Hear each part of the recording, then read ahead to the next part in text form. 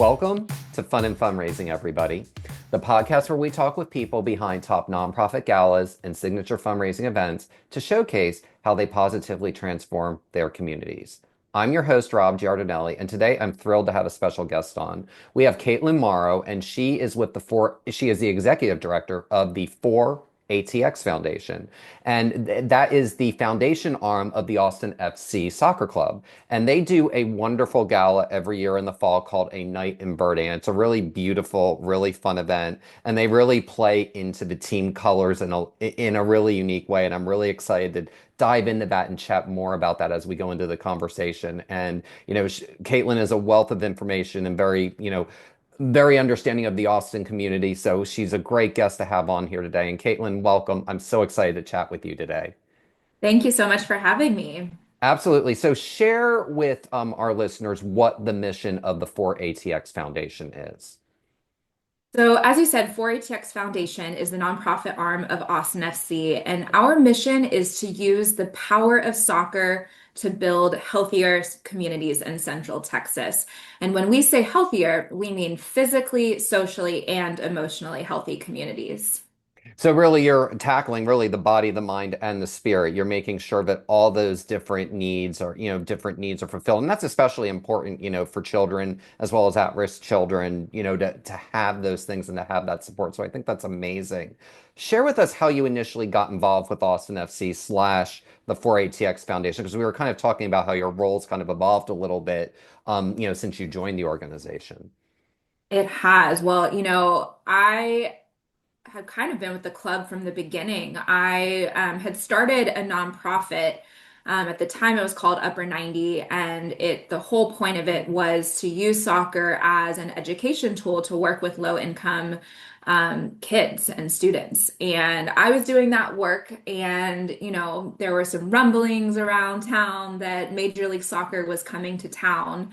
And just through, being a part of the soccer community, I ended up meeting some of the leadership that was bringing the club to Austin. And they said to me, we are going to have our own nonprofit. We're going to have our own corporate social responsibility arm of the club.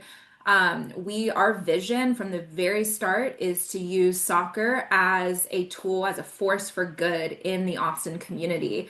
And so it was through that work that I was already doing that, over the course of about a year, as they were kind of laying the foundation to launch this new club, we eventually, decided that it made sense for me to come over and serve as the club's first vice president of community impact, as well as executive director of 4ATX Foundation. And the coolest part of that story is that they actually took Upper 90. Austin FC acquired Upper 90 and it became a program of 4ATX Foundation, and it is now today still our largest running program. It's now called Verde Leaders. But all of that work that we were doing in the community lives on and is now attached to the club. Well, I love hearing about that. Talk a little bit about how the Upper 90 program has evolved and how that impacts, because we were talking about this in the green room about how you all impact Austin from beyond the field. So talk a little bit about that initiative, especially since it's one of the larger ones of Austin FC and how it benefits the Austin community at large. Absolutely. Well, I always say that our ownership group at Austin FC, it's really, really special. The fact that I even had my job, so I joined the club in 2020, that's an entire year before we even signed our very first player. And so I just share that because their vision was always that they wanted to impact Austin far beyond, winning and providing this amazing game day experience and winning on the field. The Very Leaders program is really a youth leadership program. So I always say soccer is kind of the honey that gets kids to want to be a part of it. Soccer is so fun. You get to run around with your friends. Now that we're a part of Austin FC, these kids have the opportunity to meet their idols and these amazing stars. But really, at the core of the program, it's really about youth leadership.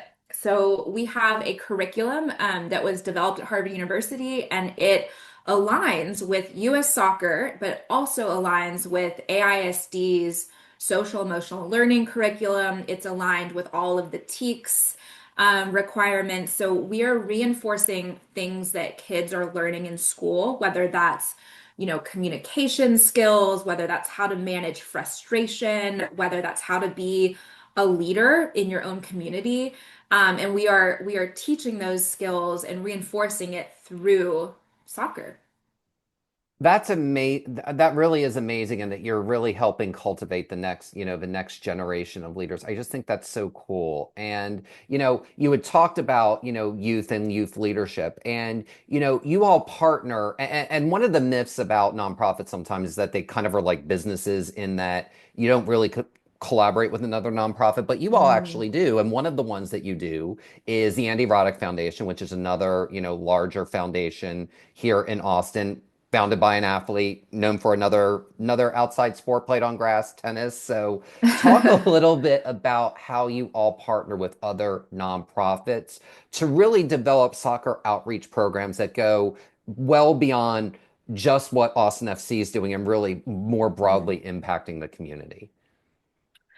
Well, little known fact, Austin has more nonprofits per capita than almost any other city in the country. And so when we were building up 4ATX Foundation, we knew there were so many other nonprofits here in town that have been, frankly, doing this work long before Austin FC was even an idea. And so for us as a club, it was really, really important that we don't just recreate the wheel or step on feet and, just take all these resources and doing things that other people are already doing, but actually find strategic ways to uplift these organizations, partner with them where it makes sense.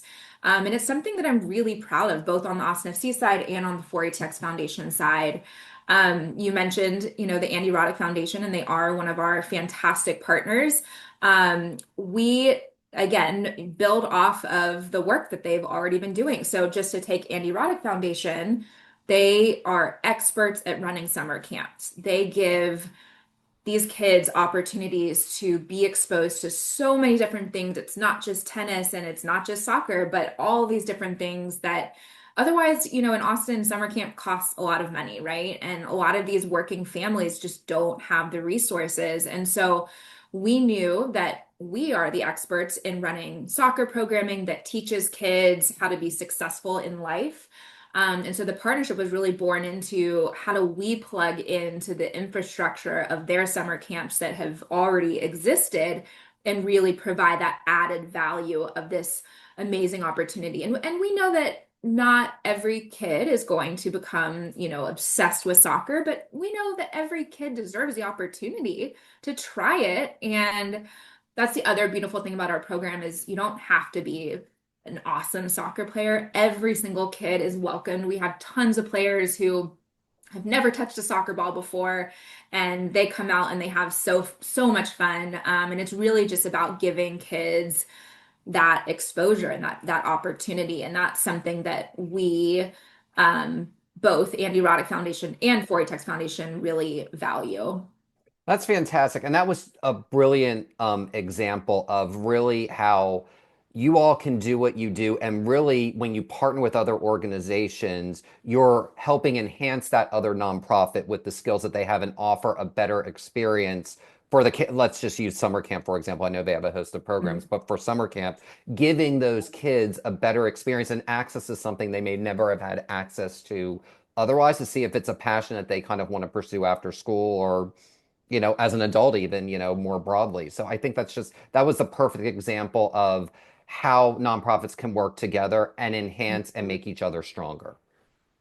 Definitely. And I think we're probably the same in that our goal is not to churn out the next, professional soccer player. If that were to happen and a kid found success through, playing in college and getting recruited and becoming a pro, of course that's amazing. But actually what our goal is to ignite these leadership journeys through soccer. So that first time that they touch a ball or that first time that they meet a coach that really believes in them, that they feel they have trust in, the first time they're a part of this community where they belong, where they're safe, where they have the chance to try new things and take risks and grow as people and learn these leadership skills, that's really what it's all about. So success for us is kids, going on from elementary school to middle school, from middle school to high school to college or career, and choose leadership at every single level of their lives. Gosh, that's fantastic. And I want to turn the conversation a little bit to, what's fascinating to me about, organizations like 4ATX is that you're an extension of Austin FC. So it's the what I like to call, for lack of a better term, and if you have a better term, please share it, tandem organization. So you've got the Right? foundation on one side and you've got, the Hmm. football club, even though it's soccer here in the States, on the other side. So talk a little bit about, because Austin FC has a good corporate base. So talk about how Hmm. 4ATX and Austin FC work together to give corporate donors the opportunity to give to multiple parts of the organization and how you differentiate Hmm. yourselves. It's a great question. I think one of the misperceptions that is out there in Austin is, you look at these like huge NFL franchises that have been around for years and years and years, and maybe there's this idea that like ticket sales somehow fund the foundation, and that's just not true. And I know we're here today to talk about fundraising and the events that we put on. We fundraise every dollar that we reinvest back into the community. And one of the ways that we do that is by leveraging the partnerships, the corporate partnerships that the club has. So Austin FC has an amazing group of local and national and even international companies that have partnered with the club. And I think a trend that we're seeing more and more is that companies don't just want the traditional marketing partnerships, but they also really want purpose-driven partnerships and impactful in the community partnerships. And so, depending on their interests, a lot of them are interested in supporting Austin FC's nonprofit arm. And so, just to give you one example, St. David's Healthcare is one of our founding partners, and they actually have the longest standing partnership with 4ATX Foundation. Not only are they the presenting partner of our gala, but they have sponsored our free community clinics, our clinics 4ATX that we run for elementary age students. They have done that since before I even had my job. I actually was a volunteer coach at one of their clinics, which I just think speaks to that power of that mutual kind of shared vision of how we want to show up as a club with all of our partners in the community.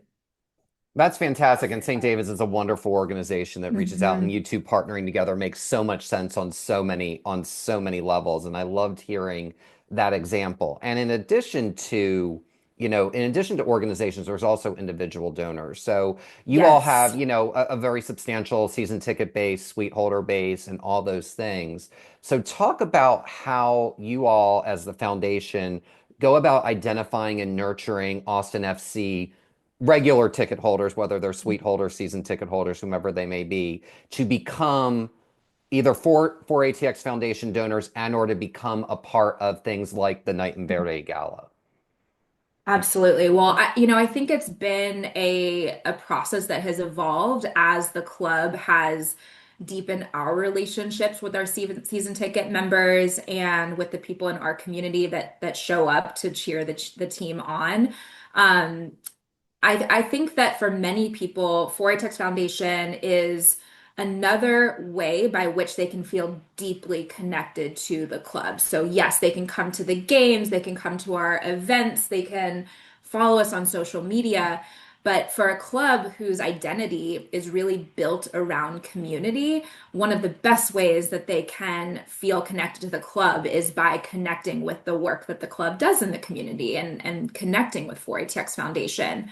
So, over the years, as we've built that trust and as, people become excited about the club and want to find new and different ways to get involved, we have just offered more information. And that could be as simple as showing up to we have like a rookie event for brand new season ticket members just to learn about the different aspects of the club, or whether that's us activating at our annual 4ATX theme night, where we're kind of telling stories about the amazing families that we work with, just kind of feeding information and giving opportunities for those, again, who want to feel more connected to the club in a holistic way. And it's not going to be for everybody, and that's fine, right? There are some people that literally just want to come and have a beer, cheer on the team, go home, and but we also know that we live in such a an amazing community-oriented city, and people are, for the most part, looking for ways to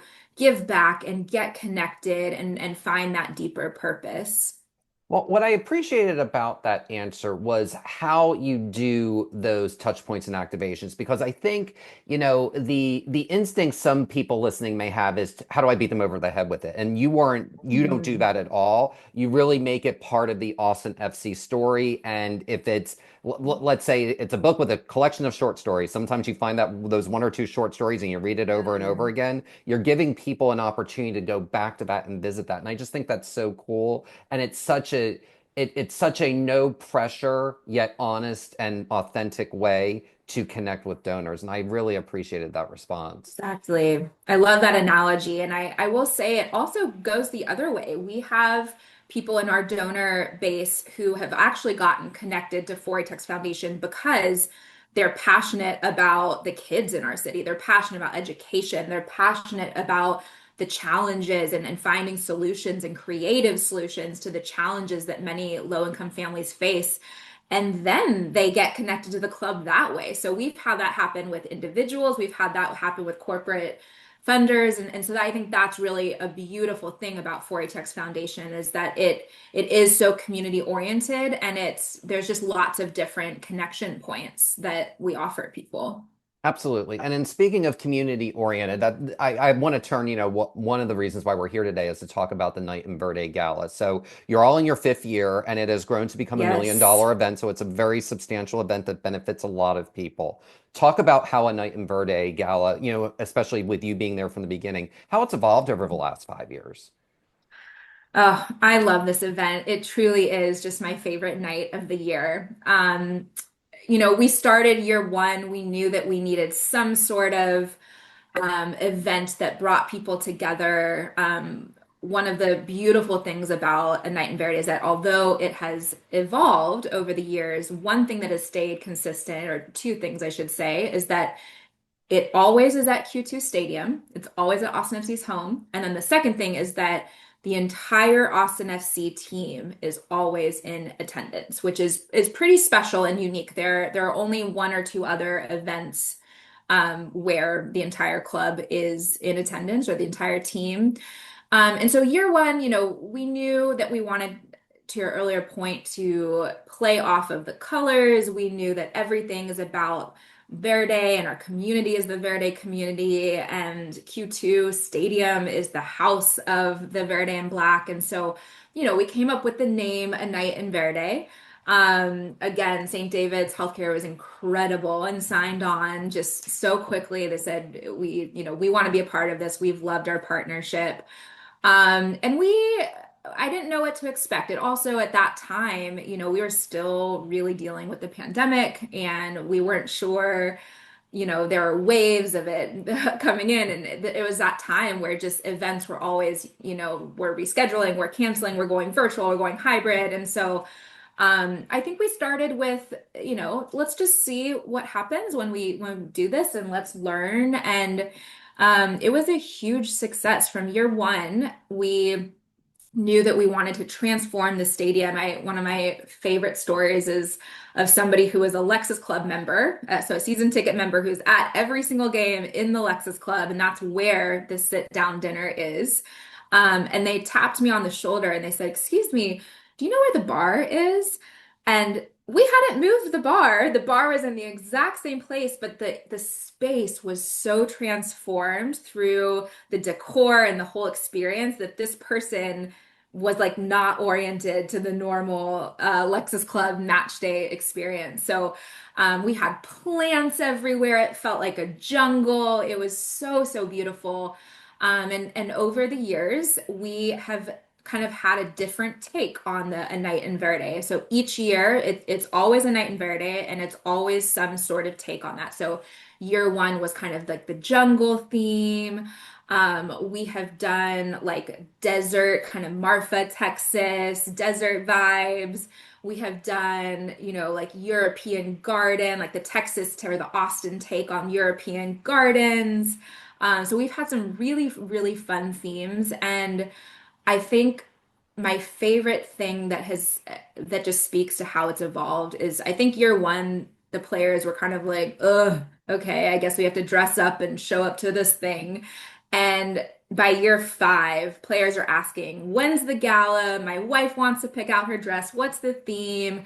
Can I get up on stage? Like, I want to come out and volunteer. I want to be in the running for the awards. And so just seeing how much the players have really embraced the event and the work that 4ATX done has also been really special. That's an amazing, I mean, it's an amazing experience. You articulated so well what makes the event so special. So if you're someone who loves or has a bucket list of, I want to go to every club suite known to man, this is a really good way to do it and see it in a different light. I love that story about the Lexus Club season ticket holder Mm, who didn't even have his bearings as to where he was because you were able to transform the space. And I love that because it shows that you can really transform any space into whatever it is mm, you want it to be with imagination and a good strong team, a good strong yes. team behind it, led by people like yourself and by Megan Coover. So, when you have that, it makes it really, really great. And I want to touch upon the plant theme because you Mm, mentioned you have a different plant theme every hmm year. So talk about, because people are like, how many different themes can you have with plants? And you articulated really well. You can do a lot of really fun, different things with plants. So talk hmm about the selection process of selecting specific plant and or green themes for hmm each year. Well, Robbie, you touched on it, which is that like it's a team, right? And so I am not at all the creative genius behind the theme and dreaming up these magical worlds that we create for our guests each year. We do have an incredible team. Our producer and our event designer have been with us since year one, and people may not realize this, but I don't think we did the plants year one thinking that that was going to be our thing. It was just this idea, and people just absolutely loved it. But we also knew, we wanted to keep it fresh, and there's so many galas in town, and how do we keep it an exciting new experience that people who have been with us for 5 years are still looking forward to that first moment where they walk in the door and they're just completely surprised by what they see. And so we work with an incredible event designer, Matt Singh. He actually does a whole bunch of different design projects. This is the only event that he does, which I think also brings a certain flavor of magic because it's not somebody who's always just thinking in terms of events, but he's thinking in terms of experiential design and how can you transform, like, it's world building, right? So I will tell you that he has several years already planned out in his head, and he'll bring them to us. Once we get through this year, he'll bring kind of the next idea, and we start to ideate around what that could look like. But the plant experience is a consistent component. So the plants are both a central piece to the design of the event, but it also becomes a take-home gift for many of our guests, and they get so excited to be able to pick out the plant, whether it's some years we've had huge outdoor palm trees. Some years we've had, you know, traditional indoor plants. We've had succulents. We have all these different kinds of plants. And it's just always fun to see, our guests' reaction each year. I love that whole answer, and I especially love the part that when you did it the first year, you didn't necessarily know that that's where you were going to end up. And I think that's when you listen to your audience, and that's clearly what you did because people kept coming to you saying, "Gosh, this is really, really cool." When you Mm, listen to your audience, things can evolve, and you can take your event to places you never dreamed you could.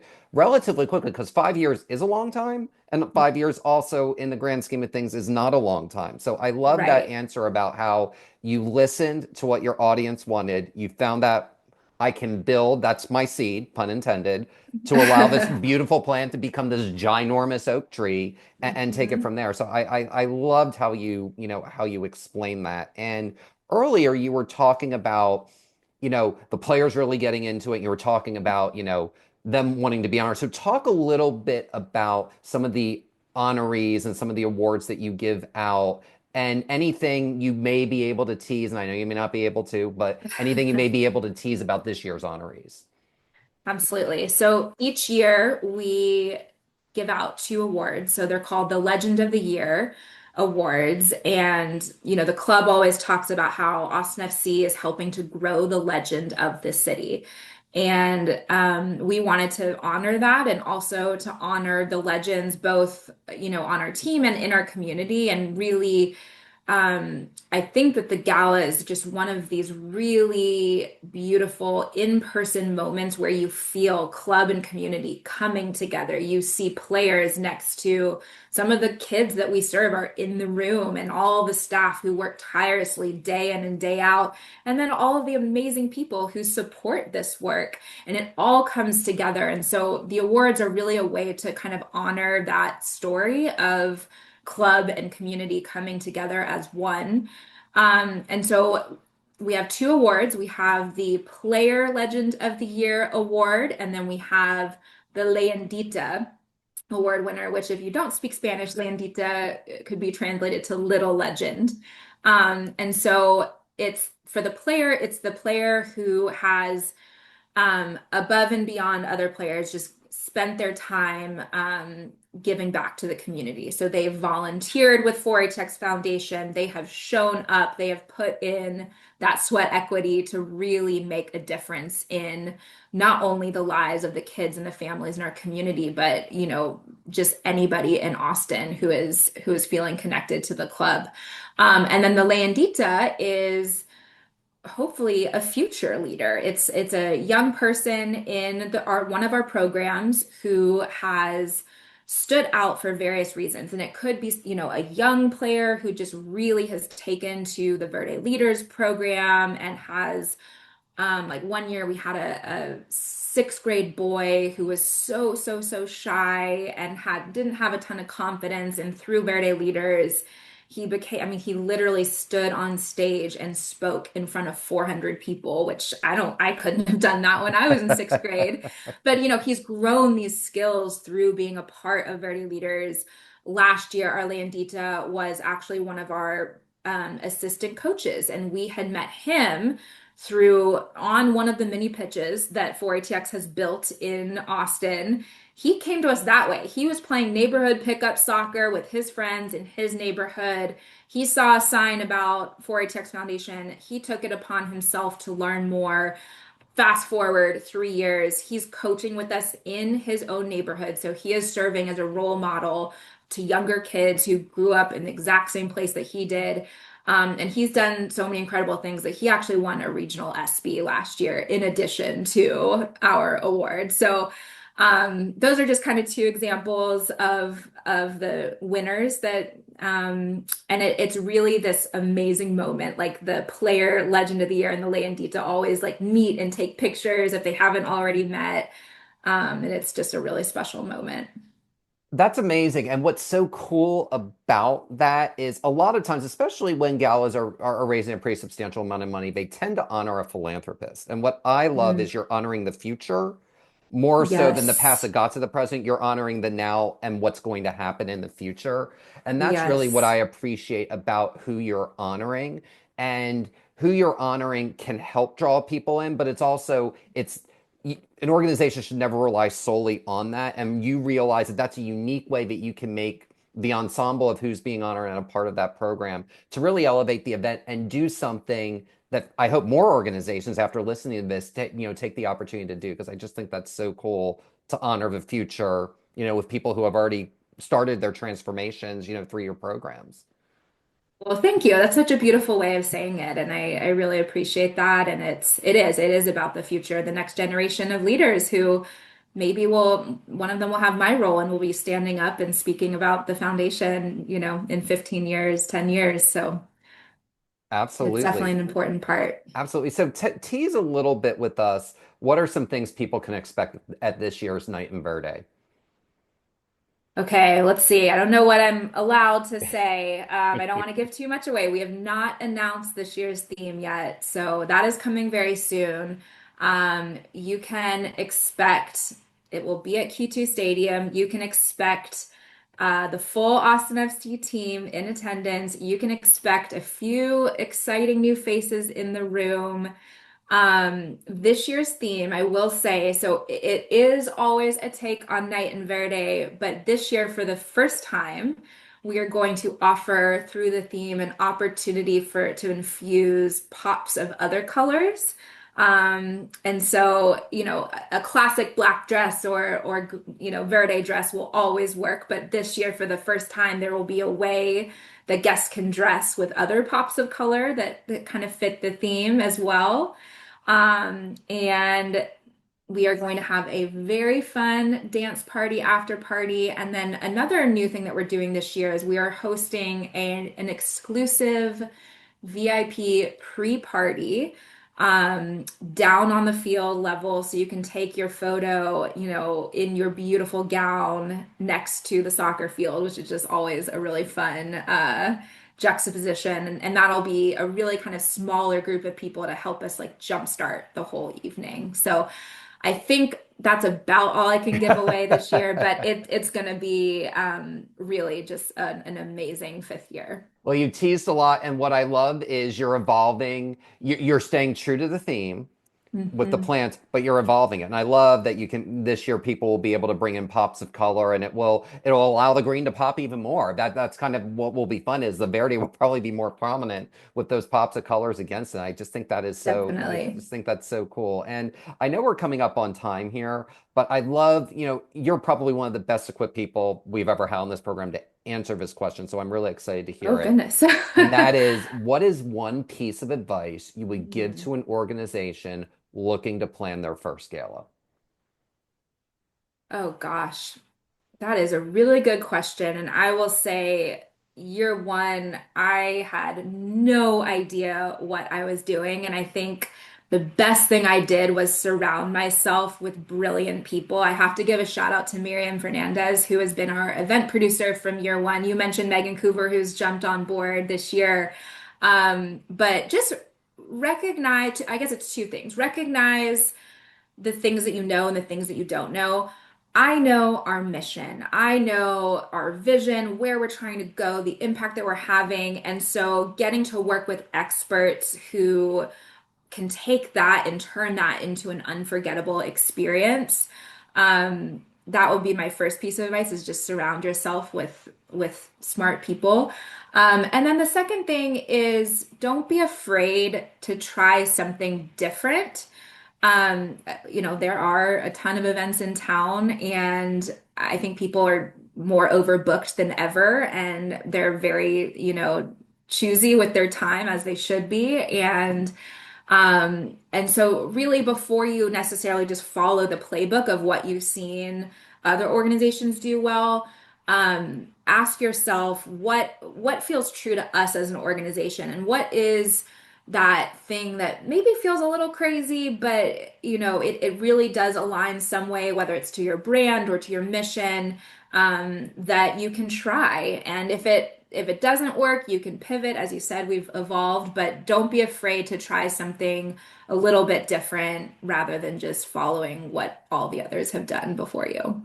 That's the perfect answer in so many levels because really if you think about it, organizations they do sometimes struggle with, what's going on in my backyard too much. And if you do go outside of your backyard a little bit and just try something that may have not have been done, it may not have been done in this community, but it may not necessarily mean that it was done somewhere else. It's okay to Sure. take those things in, and that's just really good advice to you want to push it just a little bit so that you're offering something unexpected for your guests. And that's kind of one of Mhm. those tricks to keep people coming back year after year. And this was just a wonderful, wonderful conversation. And Kaitlin, thank you so much for sharing your expertise. This was just such a fun, valuable conversation. So thank you. Thank you so much for having me on the show. I had so much fun talking with you, and I'm just already looking forward to seeing you in September. I cannot wait for that night. And a night in Verde Gala benefiting the 4ATX Foundation will be held on September 2nd, 2025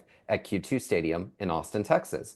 For more information, please visit austinfc.com/4ATX-foundation. And that will do it for this episode of Fun and Fundraising. I'm your host, Rob Giardinelli, reminding you to keep it fun, keep it interesting, and your guests will have a great time. Have a great day, everyone, and take care.